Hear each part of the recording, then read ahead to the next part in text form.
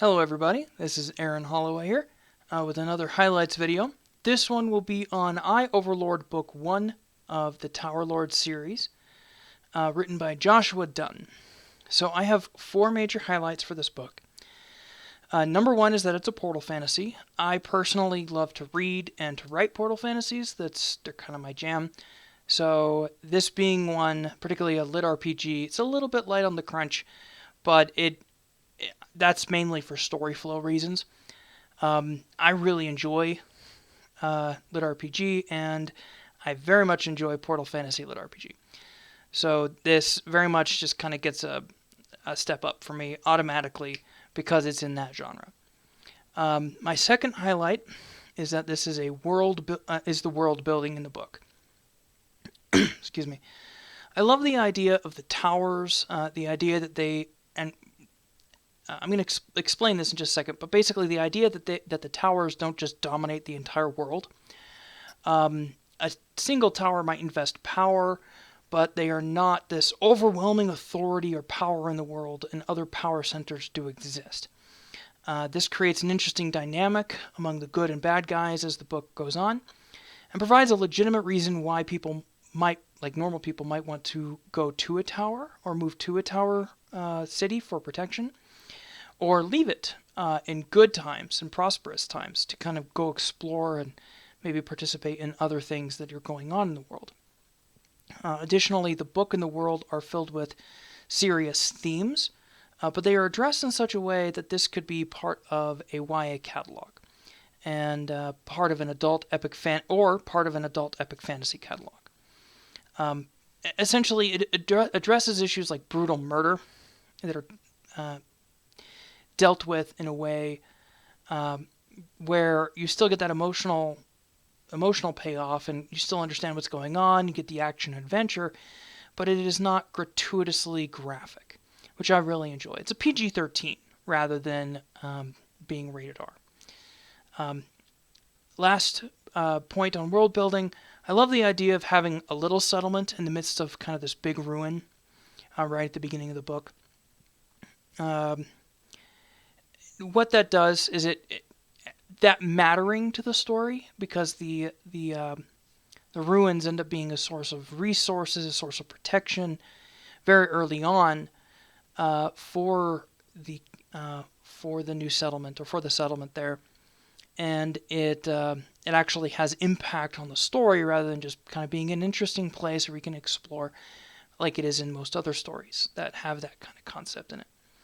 And that brings me to my third highlight, which is the main character, Jerry.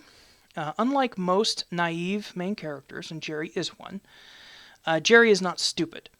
He's a bit of a naive and good-natured person, but he takes the things he is confronted with seriously, and he tries to overcome challenges he faces quickly, rather than letting them simply linger there forever and kind of fester, which can sometimes be an issue in some series. Additionally, I think Jerry shows some of the skills and attitudes someone from our world who is intelligent would have going into a magical world that is in a kind of quasi-feudalistic society. It's actually interesting. Some of my favorite parts in the book are where Jerry's concepts of morality and his concepts of just fundamental how things should work, and it's like, hey, no, we understand that if you, for instance, kind of just this interesting one, if you tax somebody too much, they stop producing, right? Like, that's a fundamental of, like, everything. It's not even political, that's just a fact. If you take everybody's stuff when they make it, they stop making it, kind of a thing. And in old feudal society, that wasn't even a concept. Like, they didn't even quite understand that.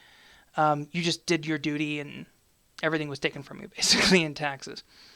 Hopefully you didn't starve, right? That was the idea.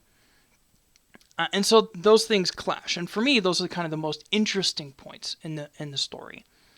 In the portal aspect of the story. Highlight number 4 is the characterization of the secondary cast. While Jerry is a fun main character, the thing that really sold the book to me was the supporting cast. Rufus and the other characters are all fully fleshed out and interesting. Rufus is the dog. A little bit of a character and very much the comedic relief, but also very important to the story. Jerry relies on his people. Additionally, Jerry relies on this cast of characters in a way that is kind of rare in these kind of city building or settlement building stories. Normally, in these types of situations, in these types of stories, in these types of situations, the main character comes in and through their own hard work, through their own intelligence and initiative, they fix all these issues. Instead, Jerry just kind of gets out of people's way and lets them do their job, and encourages them, kind of gives them ideas, that kind of thing. But really, he's just basically getting out of people's way and helping them, right? And that's something that as somebody who has a management degree, who has been a manager before, that's generally how you are a successful manager. You get out of your employees' way.